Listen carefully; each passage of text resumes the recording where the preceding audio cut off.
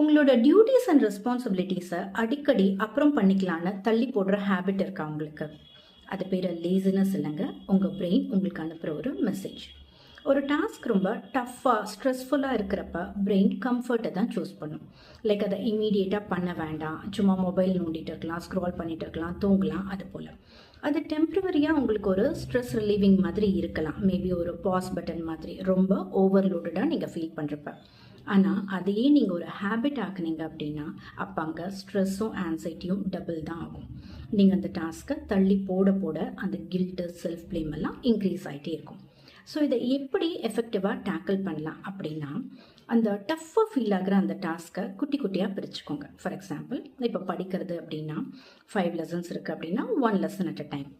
வீடு க்ளீன் பண்ணுறது அப்படின்னா 1 ரூம் அட் அ டைம். இப்போ ஆஃபீஸில் ரொம்பவே ஹெக்டிக்காக ஒரு பெரிய ஒரு டாஸ்க் இருக்குது அப்படின்னா எண்ட் ஆஃப் டே டாஸ்க்குக்கு ப்ரியாரிட்டைஸ் பண்ணுறது, அந்த மாதிரி.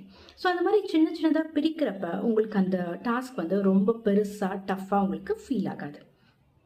அதே போல் உங்களோட எஃபர்ட்ஸை நீங்களே ரிவார்ட் பண்ணுங்கள்.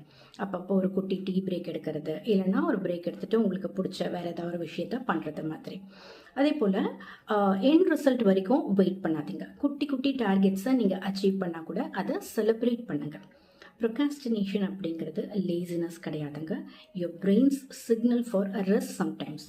ஸோ நீங்கள் அதை இக்னோர் பண்ணாமல் கரெக்டாக புரிஞ்சுக்க ட்ரை பண்ணிங்கன்னா ஈஸியாக டேக்கிள் பண்ணிடலாம்.